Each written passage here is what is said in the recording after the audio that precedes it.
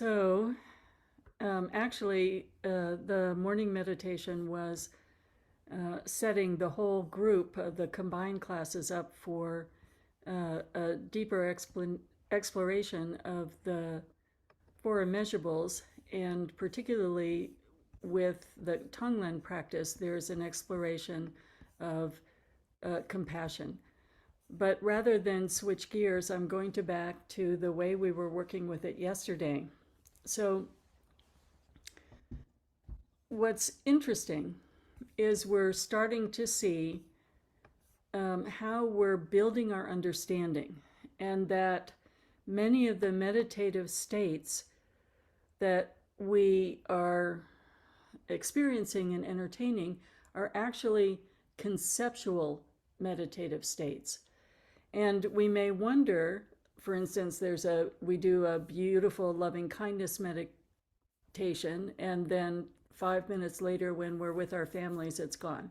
We're back to our habitual patterns.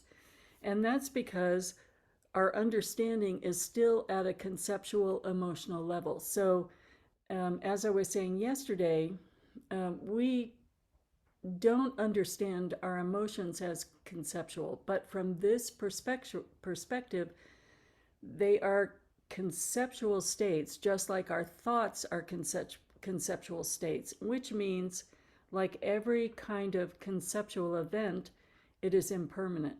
So it arises, it may build and strengthen, and it may then pass away. So with these meditations, we are looking at the difference between generating and being. So we use our conceptual mind to generate a feeling, to understand that feeling, strengthen that feeling, and then over time, as we are able to develop our concentration and with supporting meditation and studies, understand the nature of reality, understand the emptiness of self and phenomena, these generated states mix with a deep understanding of emptiness. And when we begin to touch that quality of emptiness that has the flavor of any one of the four immeasurables, that is then a being state, not a generated state. So that is leading into the immeasurable moving from relative bodhicitta to ultimate bodhicitta. So this particular way of meditating with it is recommended by Her Eminence Khandro Rinpoche, and it's tremendously helpful to build the generation, understand the generation, and then drop all thoughts and just rest. And in that resting, without all of the thoughts that are building, let's say, the loving kindness, or using the references as we were using yesterday with the little lovable child or puppy, without those reference, there's still a flavor of the loving kindness. And all of the traditions say then when we're resting in the natural ease without concepts, we can see when our mind returns to distraction, and then it's very helpful to use a quote to remind us of the nature of phenomena, the nature of self, and return back to the dropping the thoughts and resting in that spaciousness. So this is also a normal progression of shamatha meditation. So in all the meditations, we're presenting a structure that allows us to experientially begin to open our mind to a spaciousness without conceptual thoughts distracting. So if we think of the shamatha practice, the shamatha has first a very clear referent, then an abstract referent, then seeing the rising and falling of thoughts, and then meditating with no reference at all. So in both cases, they're demonstrating to us how to work with our own mind in terms of when structure is necessary, evaluating our capacity to concentrate or understanding how distracted we are, and then how to then let go of the reins of the structure and just rest in open space. Oh, thank you, Kathy, for reminding me about the transcription. So it is the exact same process that you recognize from any of the Vajrayana investigations, in that you construct a visualization which is conceptual, and then you let the visualization dissolve. So here in the context of the four immeasurables, which are the building blocks of bodhicitta, we start with loving kindness and equanimity together and go deeply into very specifically wishing for the causes of happiness for one being, and then expanding until our imagination can reach a limitless number of sentient beings. And so that's the traditional loving kindness meditation. And what's interesting is we can see when we do this meditation very clearly how much bias we have, how easy it is to give rise to loving kindness for that beloved person in our lives, and how difficult it is to give rise to the exact same strength of loving kindness for a difficult person in our lives. So interestingly, then the antidote for partiality is increasing the compassion. So we start to look at the deep suffering of sentient beings and how that deep suffering is the same, and the different kinds of suffering. So we started yesterday looking at war zones, which I would equate with the hell realms, and we did animal zones, and we might start with hungry ghost realm today. And if that becomes overwhelming and segues into a lesser compassion, and the lesser compassion is when we become sad and overwhelmed, then the antidote for that is joy.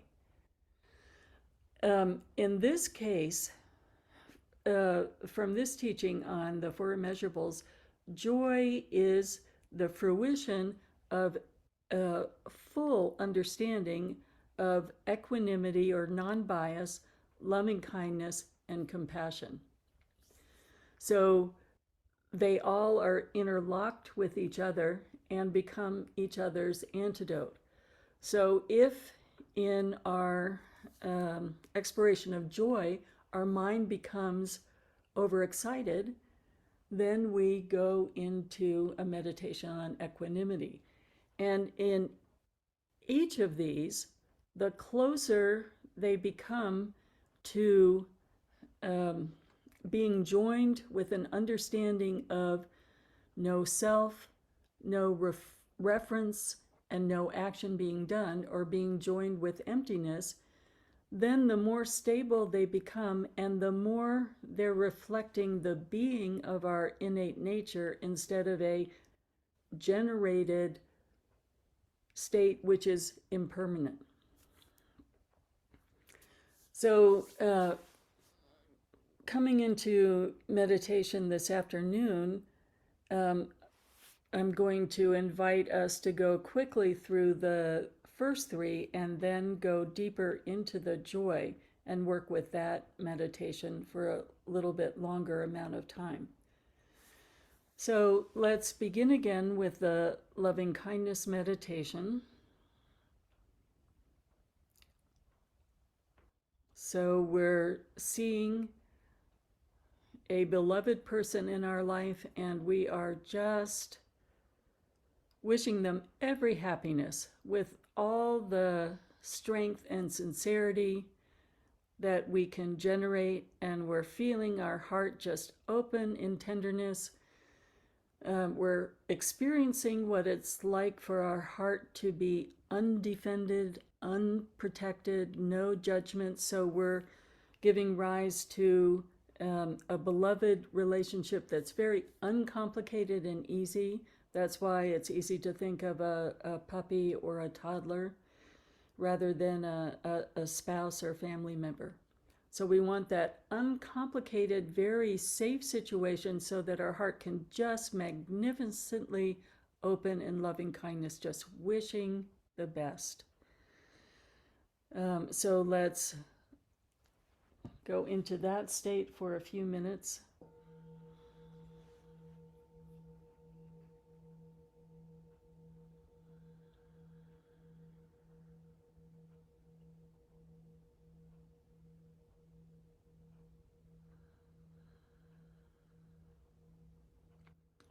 Remembering to smile as you're working with this.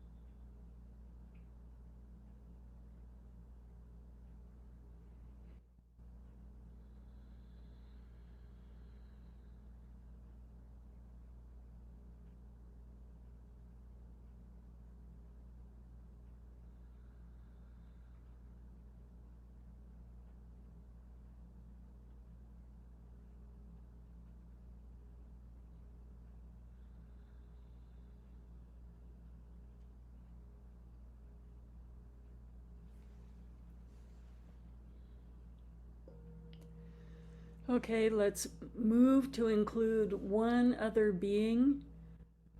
Doesn't have to be dramatic, can be a neutral being, can be someone you pass every day on a walk or in the grocery store or in your office.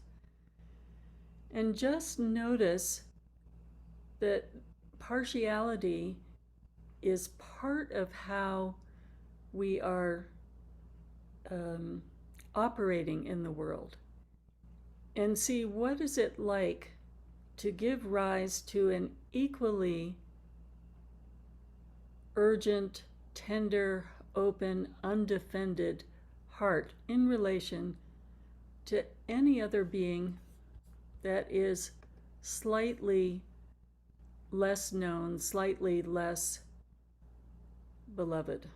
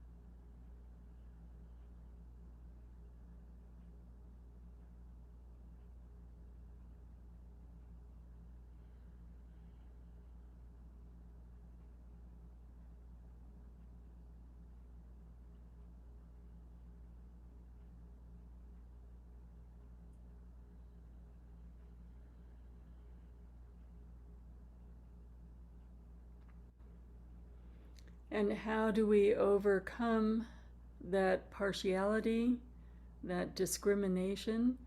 It's through intensifying compassion. Really see the hopes and dreams of that person for their happiness as being exactly the same as yours and the being you think of as beloved and easy. The pains in their life are just as painful to them as we feel for ourselves, and the beloved feels for themselves.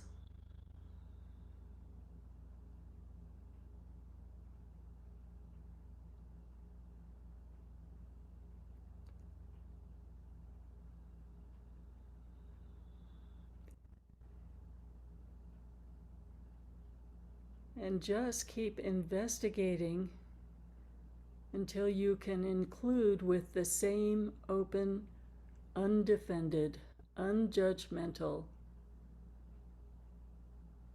radiance of loving kindness to the second person.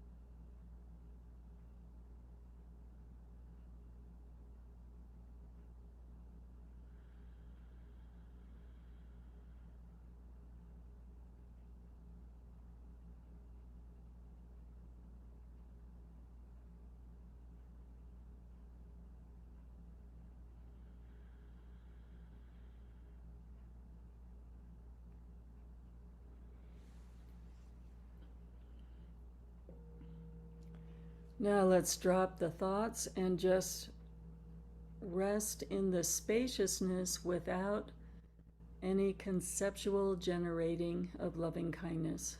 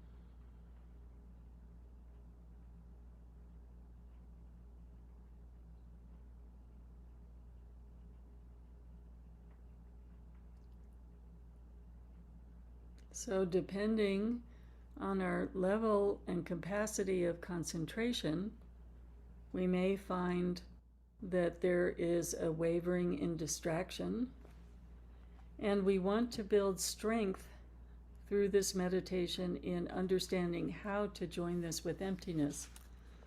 So I'm going to read one quote from Holiness's book. Mind has nothing in its essential nature that can be identified. There is nothing there to be specified, identified, or pointed out because its nature is clarity. There is nothing within it. There is no part of it or quality that can be separated out and identified. So again, resting, letting our thoughts drop, Noticing that there's a residue, a flavor, a fragrance of loving kindness. But is it actually findable?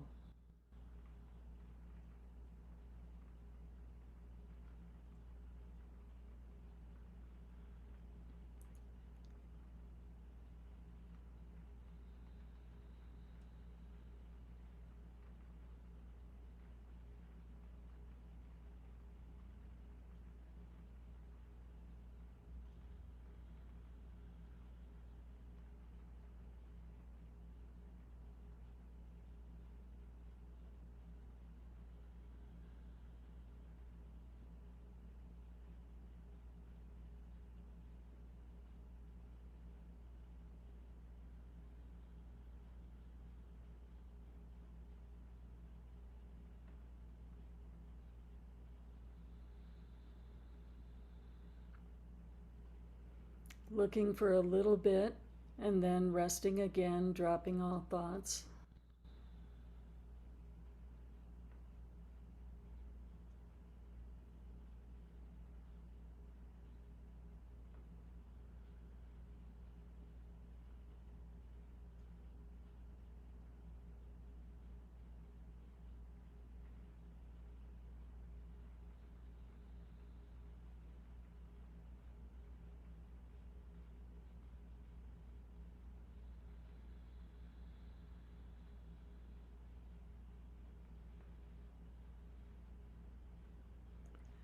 Now, on the basis of loving kindness, on the basis of the application of non-bias and compassion,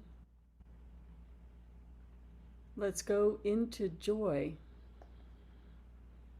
And from the perspective of the four immeasurables, joy is the fruition of loving kindness, compassion, and non-bias mixed with emptiness.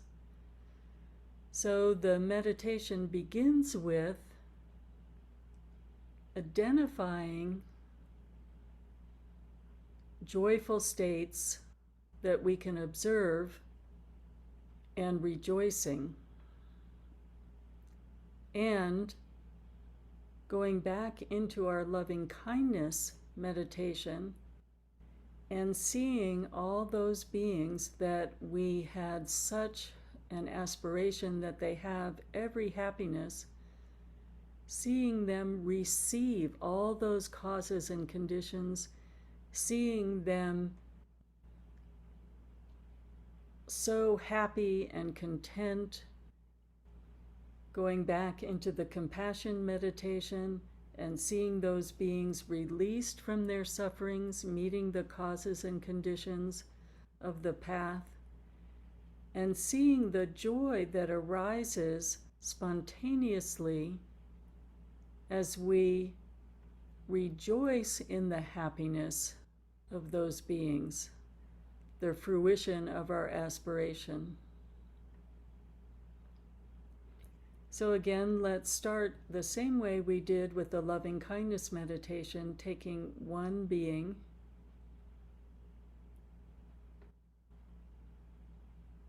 the uncomplicated being, and seeing them absolutely receive everything in life that they need, everything spiritually that they need, seeing them smiling and laughing and happy and fulfilled in every way with every comfort, just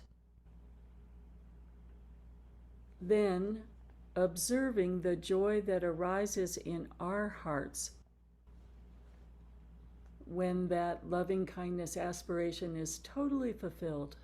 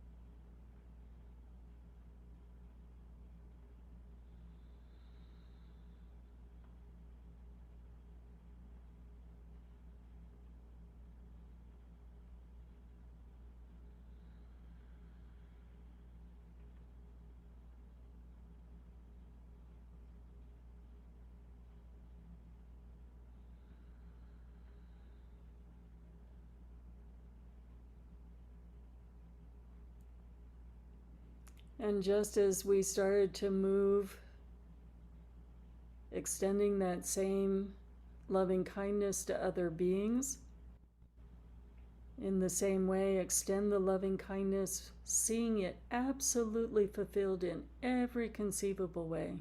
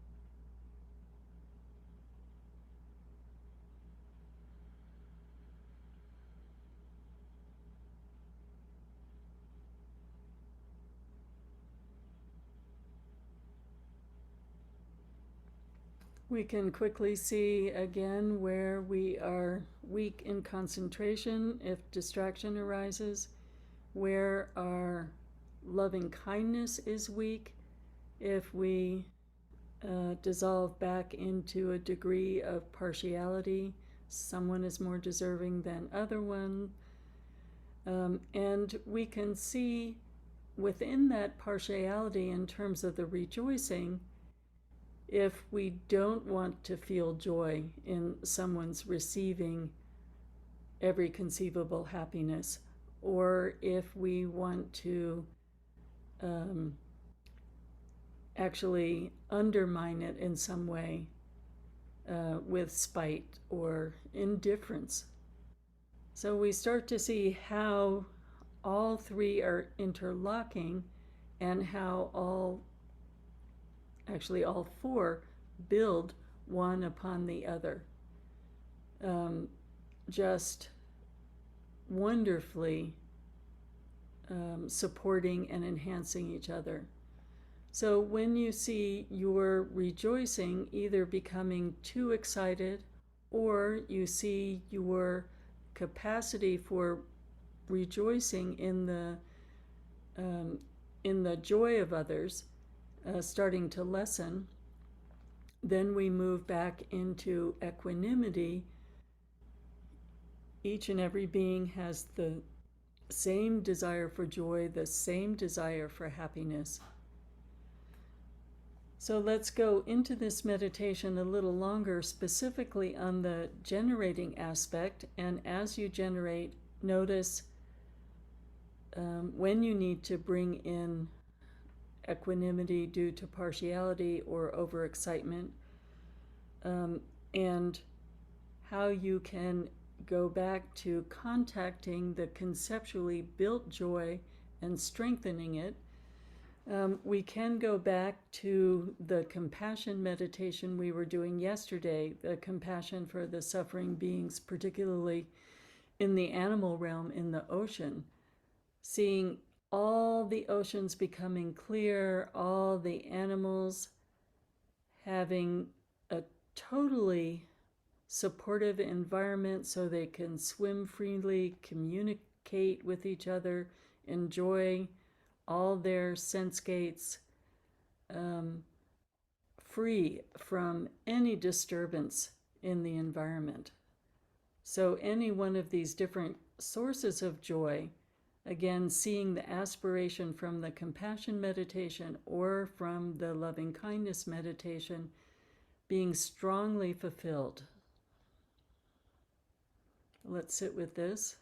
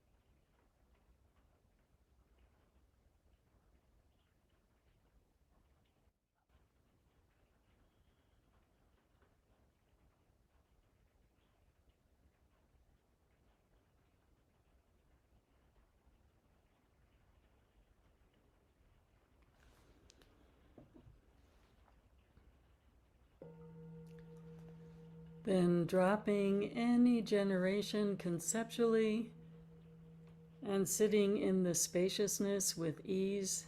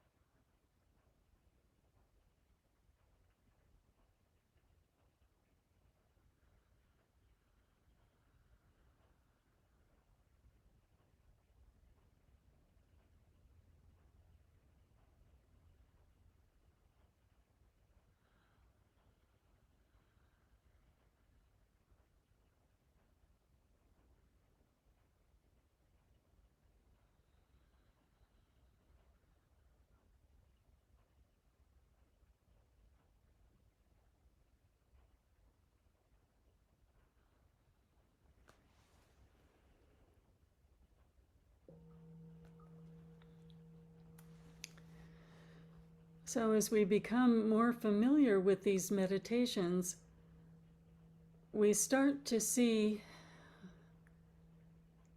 the difference between generating conceptually and the beingness. So for instance, as soon as our mind becomes distracted, then the spaciousness starts to dissolve. And if our mind becomes partial, we can see that there's a sort of ego manipulating, and the spaciousness becomes small, and the flavor of loving kindness or compassion or joy becomes small. But when we're able to sit, dropping all thoughts, within the spaciousness and the flavor of the four immeasurables, then there are no limits. There are no limits on how far we can extend it. There are no limits set up by I need to defend this or that. We're starting to touch base with the immeasurable aspect of it. So we keep building all the different factors of meditation, our capacity to be unwavering in concentration, our capacity to lessen our dependence on conceptual thoughts, and let them more and more consistently evaporate, and then let them drop away entirely. And when we think of what is an enlightened mind, it's a mind that is Vajra, unwavering, Vajra, for immeasurables. So it's not as though when we're sitting without thoughts in the spaciousness that we can sort out loving kindness or compassion or joy. They're like that invisible fragrance. In the same way, if we reflect on our meditation this morning, you may have found that a clarity of mind arose, and we wouldn't be able to say, well, this clarity is something I can pull out and look at and hold on to and recreate over and over again. It's indivisible with the spaciousness or the emptiness quality of mind. So I'm going to read this quote one more time.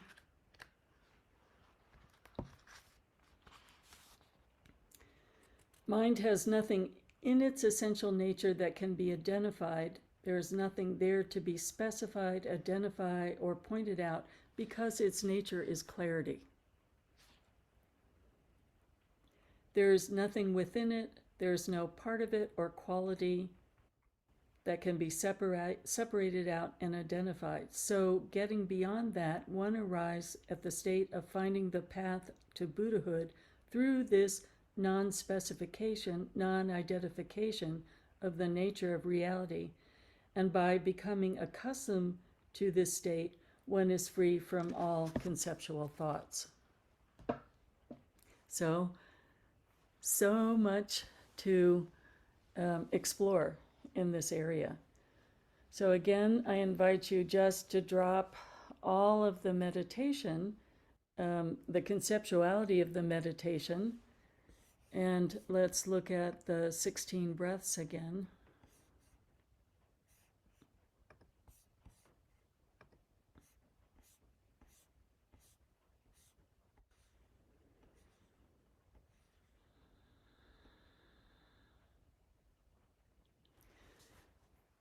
So in our building skills in terms of seeing distraction and understanding thoughts, the nature of thoughts, understanding emotions, the nature of emotions, conceptual emotions, we're looking at their impermanent nature. Then when we drop all thoughts into the open space, there's a gentle fading of the desire to keep entertaining thoughts. And then slowly we're letting go of holding on to that self that's experiencing something, that self that's generating something based on another being, into just letting go of all conceptual activity whatsoever. And at the same time, there is still the radiance of the unbiased, unimpeded four immeasurables. So this takes the rest of our lives. We keep understanding more in our experience every time we meditate. So let's just drop the structure to the best of our ability, drop the need to entertain conceptual thoughts, move into ease and seeing distractions, wanting to impede and allowing them to dissolve like the snow on the warm rock before they even become completed, back into ease.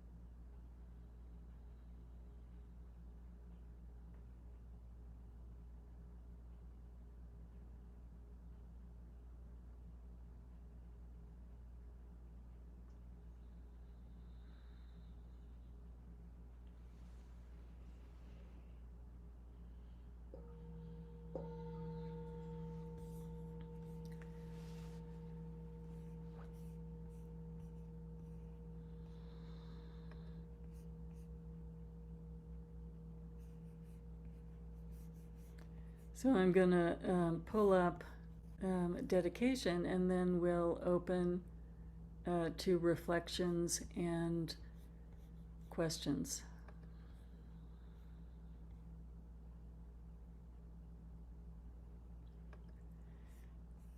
And the Sunday Dharma has a longer dedication with the long life prayers, so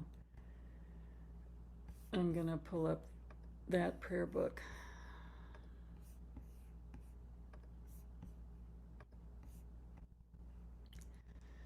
By this virtue, may I achieve omniscience, and may all who travel on the stormy waves of birth, old age, sickness, and death cross the ocean of samsara by defeating all enemies, confusion the cause of suffering.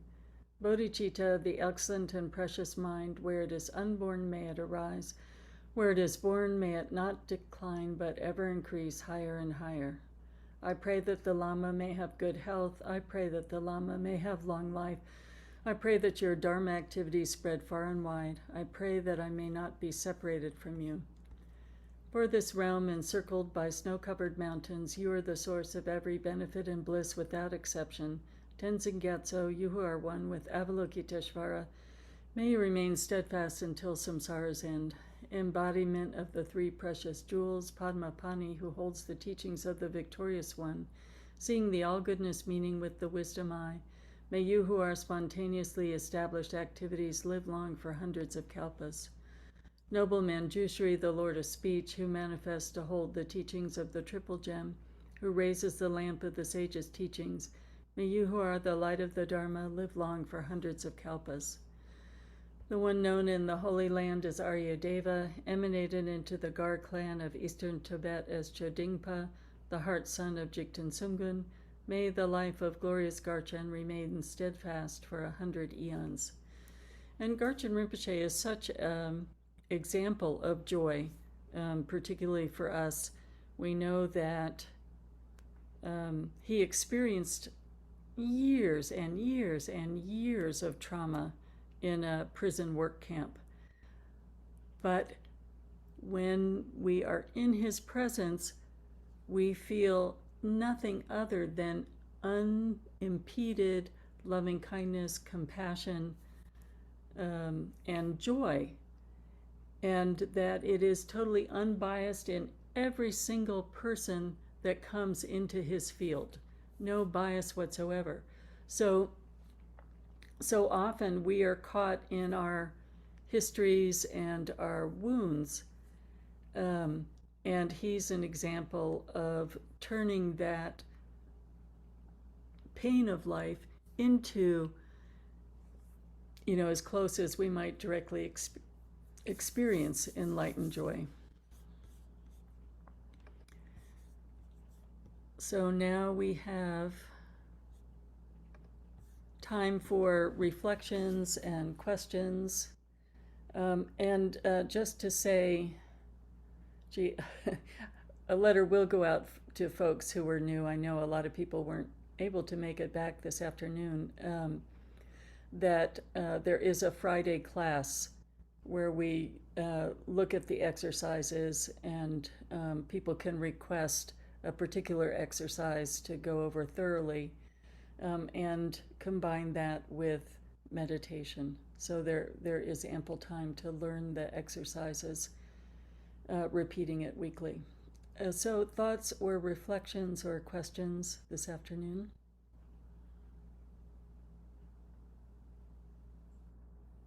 I basically had two questions. Mm-hmm. The first question is, I've done more of a Theravada meditation where we sort of engender loving kindness through phrases, may you be, etc. And what I'm understanding with this practice is it works pretty much just by intentionality. Is that true? We were looking at it in a nuanced way.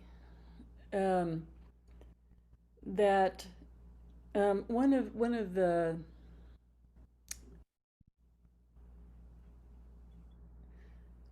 not in a way of criticizing the Theravada, but a difference in the practice is meditating more on meditating with the bodhicitta mind and mixing the bodhicitta mind with emptiness and seeing meditations on bodhicitta as a path, just like the uh, shamatha or vipassana meditation is a path. So there is the yes, there is the intention and there is the aspiration. And then there is a very strong development of each of the meditations and then mixing that with emptiness. Yeah. And it may be that it's presented in a similar way in your experience of the Theravada. I don't know. Well, I think, I mean, you're speaking about it as an entire path. May this come out of emptiness, be held in emptiness. In very concrete terms, before I came to this afternoon's session, I went shopping and I went into a star market. And what occurred to me was walking into the star market, I could simply intend to rest to the degree that I'm able, rest in that state of inner beneficence, inner love. And maybe, you know, within one's own limitations, maybe that's good enough. I shopped for 20 minutes and attempted to engender that feeling, that's whatever that sense is. You know, that's wonderful. Let's not put a good enough quality on it. Um, the mystery of the four immeasurables is that they go from relative to ultimate, and that there's no end to our capacity Right. to expand them. Yeah. Can I ask you one more question? Thank you. This is very helpful. Can I ask one more question? The second question I have is, I've had family members die recently.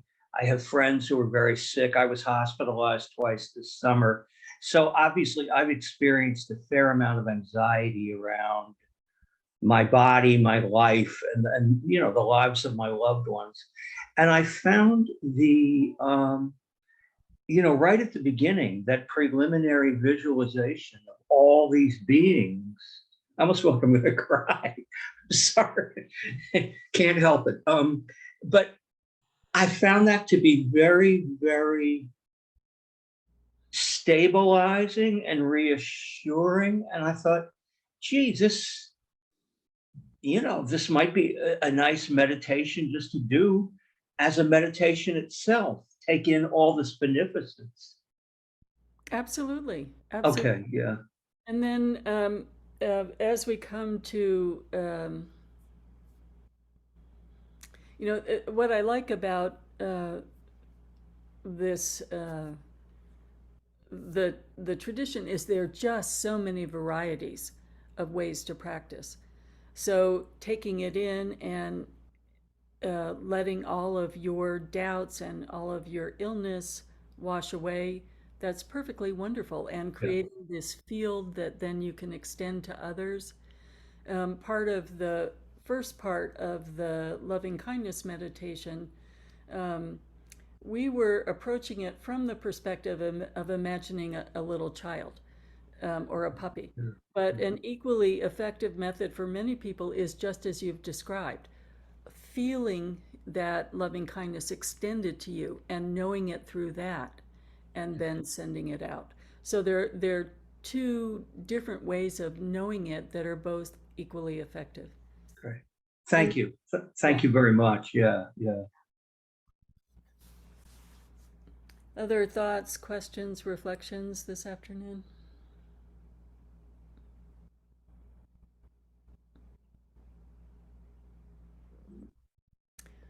Some of you have been practicing the exercises for a while. So, what is your sense of touching base more and more with clarity through the support of the body mind?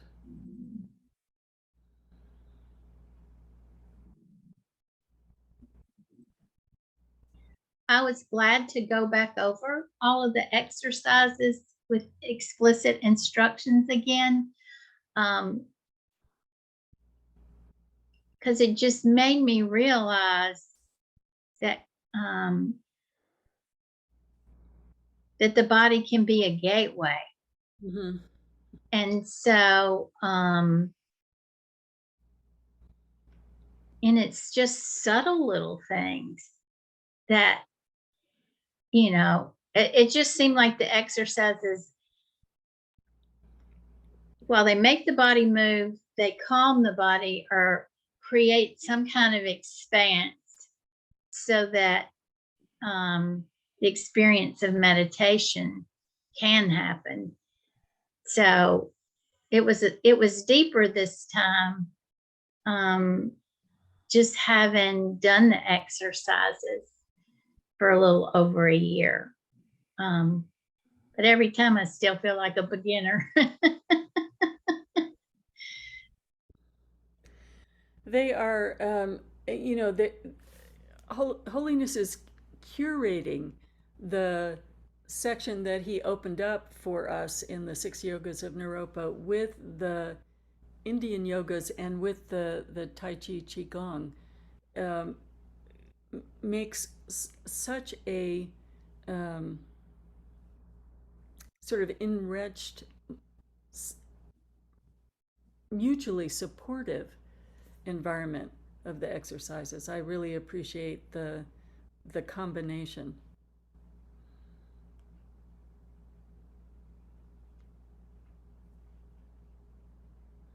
Hi, Khenmo. I have a question on the harmonious spin, detail question.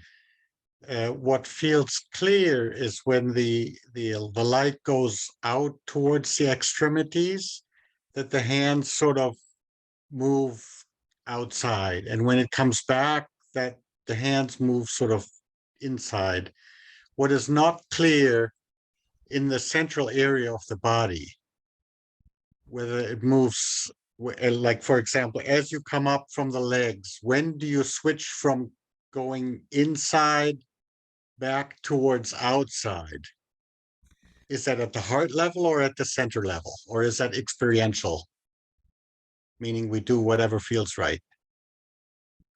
I couldn't see it in the video. You confused me just in that last sentence. So it comes up, it goes into the, It comes out, it comes up from the legs. It goes like this, right?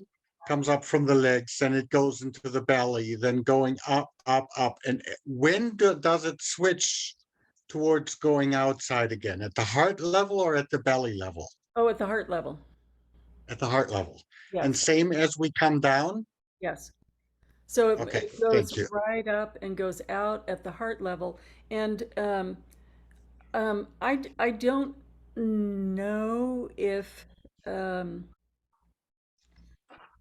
I don't know how His Holiness is thinking about it when he's moving his hands, but for me, the written description is that there is a ball of light that's spinning, Mm. and it's spinning on a big spiral. Mm-hmm. And so to visualize that in one leg going one direction and in the other leg going the other direction just kept, it was too contradictory for my mind to imagine. So the hands moving is a physical way of experiencing, oh yes, the right leg is going clockwise, the left leg is going counterclockwise, as the light ball spins down a big spiral. So I believe on the resources page, we do have the written description, and I'll double check this week to make sure. But you all got the password in your invitation letter to the resource page. And so there is a written description, but the written description is more easily understood with the video. So these things take a little while to integrate. Thank you. Other thoughts or reflections this afternoon? We have been practicing with Khenmo the exercises for a while, but I still learning some tricks here and there that we miss here and there, right? But I have been feeling how through time, first, I thought these exercises were preparation for meditation, but little by little realized that when you start breathing and sensing how you are breathing and left and right and sensing your body, we are meditating since that moment. And each exercise makes to pay attention to a specific part of your body that usually we keep them and making them working all day long. Then the exercises make you be aware of that part of the body that we need to, we pay attention probably a little bit more. But it has been very nice to be assimilating little by little and see how these exercises are really meditation, and we're meditating with them. And there is so much to learn. I still sometimes confused if it's out, in, and English is not my first language. Then sometimes it's left, right, and I think, oh, my other left, because I'm not sure. I have to say, left, right, up, down. And sometimes it's just the words that makes me confused. And sometimes they are very simple, but still sometimes a little hard. But thank you, Khenmo. It has been very helpful. And please join us. It's nice to have more people and practice with more people in the morning. It's 6:30, but it's good. It's a good way to start the Friday or the weekend. 6:30 Eastern time. And it's 6:30 to 8, so people can still get to work. Other thoughts, other reflections, questions? Kathy? So thank you for your teachings, and it was wonderful being with everybody. I really appreciated everything being integrated. So the sutra and the exercises, and then actually the guided meditations. For a very long time, I didn't see all these things as separate, but I experienced them as very separate. And but it really sunk in today, how they're all connected like that. And I guess the experience that I had, oh yeah, Tim's still here. I also went shopping yesterday and noticed some things. And for me, I guess it's what's becoming very clear to me now. It's all in the letting go, being quicker on the draw when something, is coming up, about that shopper, or I think I'm next in line, thank you. Those kinds of things that come through. So it's the letting go, more than the doing, I find.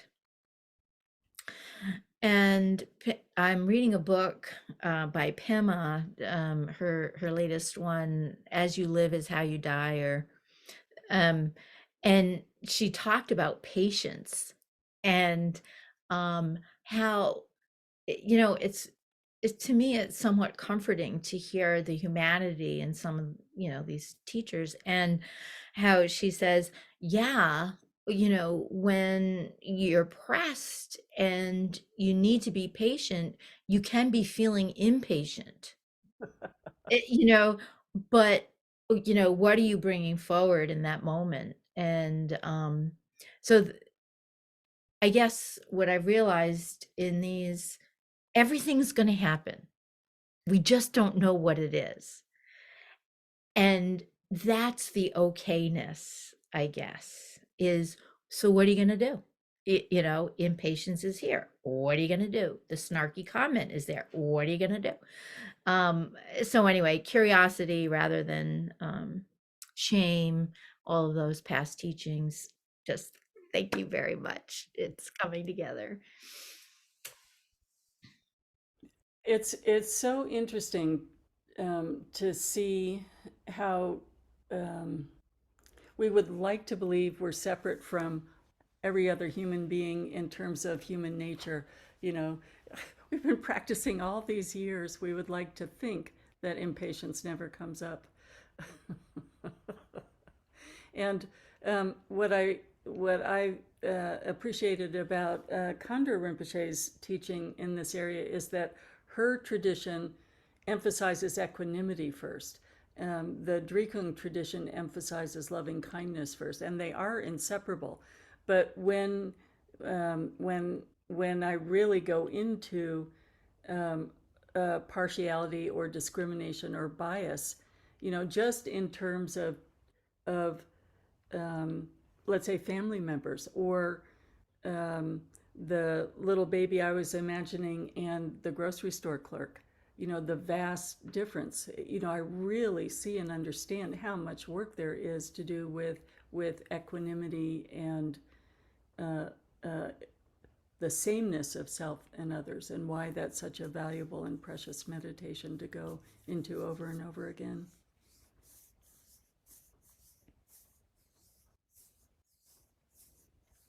And do I see a dog? Oh, who's this with you? That's a lovely object reference for loving kindness. What a beautiful dog. Sorry, Miriam, what did you want to say?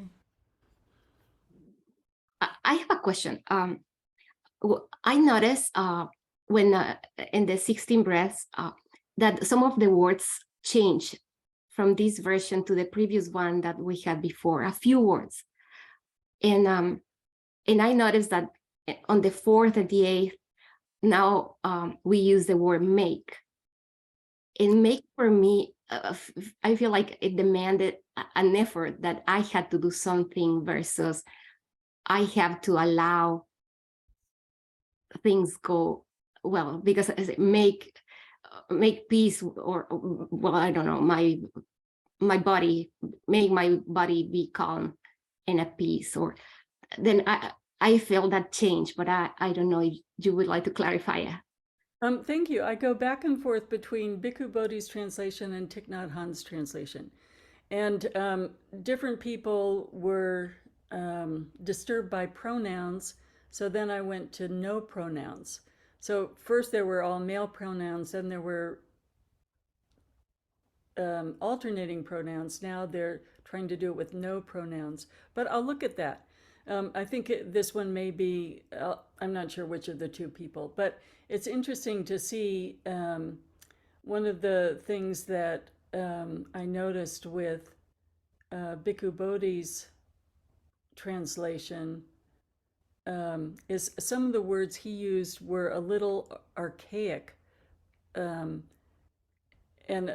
less accessible. So Thich Nhat Hanh's translation of first joy and then happiness was more accessible than, I forget the word that Bhikkhu Bodhi used. So thank you, Tenzin, for all your efforts in translation. It makes a huge difference to people, how all these nuances in translation. So I have only changed pronouns. I haven't changed the translation. It's just that sometimes I look at Thich Nhat Hanh's and sometimes I look at Bhikkhu Bodhi's.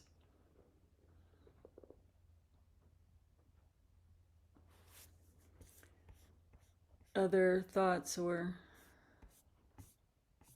see if I can bring that up. Yeah, Rapture. I really. Oh. Sorry, I'm sorry. Oh. I'm trying to remember but- the word. Bhikkhu Bodhi uses rapture instead of joy, and that's a little archaic. Yes, Colleen. Yeah, it was really great to do the exercises again. And yeah, I feel like I'm a beginner too, and I just love I notice a difference kinesthetically, just the energetic differences using the exercises and bringing the clarity and energy. Really goes nicely with the meditation. It was really good, like a deeper dive into the meditation, and what I mean, it's all really good. I was just, what I wrote down was, thoughts, pleasant, unpleasant, neutral. And it's noticing and just being able to notice and looking at that strength of being pulled, of the habits and patterns, and it's just and how to interrupt them, or just being really gentle, being curious, gentle mindfulness about it. I thought that was really nice way to just continue learning. Really grateful. Thank you for this weekend. Oh, Colleen, I'm so happy to hear that. It's so interesting to me as someone who is sort of, I haven't found physical things so accessible. And to me, it's been such a revelation of how much the body can teach us about our minds. I always thought, well, it's the mind doing everything. And I really appreciate that you had so many technical difficulties and found a way to keep coming back. So I appreciate you doing that as well. So we do become enlightened in these bodies. So of course, there's a lot that the body can assist, support, and teach us. Yes, these are just incredible teachings, and somehow, I am still learning so much from them. I really feel Lord Jigten Sumgun's advice that enlightenment can come through a complete practice, any complete practice, and so. Really going into depth of understanding in this practice is continuously opening up learning and discovery, and not just intellectual understanding, but direct experience, mental and physical. Kathy. So this is real minutia here, but does His Holiness always start left? Yes. It was a mindfulness practice of Lord Jigten Sumgun to start everything on the left side. So in one of the videos, you hear Holiness saying, well, Lord Jigten Sumgun would walk starting with his left foot and eat starting with his left. And actually, when we were being trained of how to have perfect manners in the monastic tradition in Taiwan, you enter the doorway on one side with one foot starting, and you exit on the other side with the other foot starting. So they also emphasize exquisite mindfulness. Okay.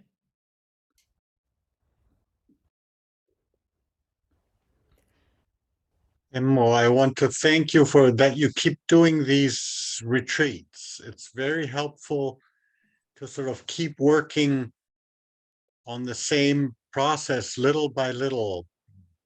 And like with the Anapanasati breaths, I feel I'm not past the third or fourth one. So I would appreciate that you if you keep going continuously, like once every 2 months or once a month or something like that, as you're able to do these retreats.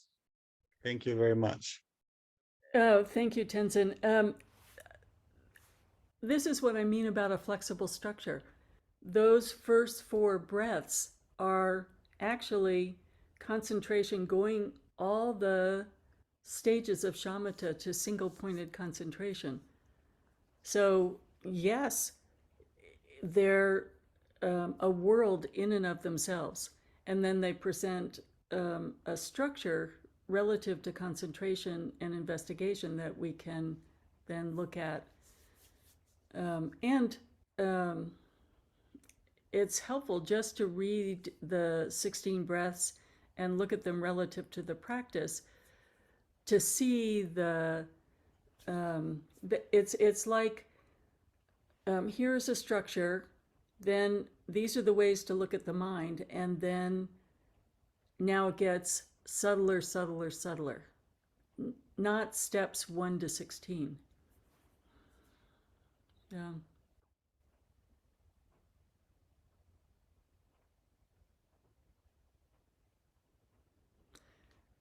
Sarah. Yeah, thank you so much for the teachings, and thank you so much for doing the retreat. And I love how we just build on things retreat after retreat, because you had gone over the positive, negative, and neutral the retreat before. So when you mentioned it this time, you know, I could go deeper with that. So I appreciate that each time we build on something, and you do, I mean, you take one thing and build on it. I love the way that we did the 4 immeasurables this time, because those are things we say every time, but it was just so nice to get a teaching on those, to understand what they meant and the importance. And I love the poem with the elephant. I'm so glad you did that again today, because I had written down probably the first day, my mind is either just on one spectrum, just completely wild, dull, and it seems like there's no in between for me. I'm either just, my imagination is just fueled and or I'm just like asleep. So it was just nice to have the image of that man getting on the elephant, but at the same time, the watcher seeing it and knowing how to do it and observe, you know, like they're observing their own minds. So I love that. And I appreciate the fact how gentle you make it, so that I don't have to beat myself up. Because in our last meditation today, the prime truck, I hear the prime truck come by, and I'm thinking, oh, that's the prime truck. I wonder if they're coming to my house or my neighbor's house. And I just realized, just by naming prime, I just went, and I didn't have to get mad at myself. I didn't have to think, oh, I'm a failure at this. I just said, hello, old friend. And then could break.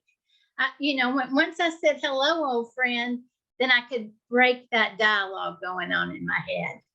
So thank you very much. I really appreciate your teaching. I totally agree with you about the hello, old friend. Once we can stop the inner wars and approach our minds as hello, a friend, it's all the difference in the world, all the difference in the world of relaxing as well. And like like all of our meditations, there are layers of it we don't see until we keep unpacking it. So wonderful. Well, thank you all for your practice. It was such a pleasure, and it made me so happy that we had 3 days that we could really deepen the meditation. And take care, and everybody will get the invitation to Fridays. Really feel free to drop in and out, and stay for the amount of time that you do have. It's really meant to be a resource. So until next time. Yeah. Thank you, Khenmo. Thank you. Bye, everyone. Thank you.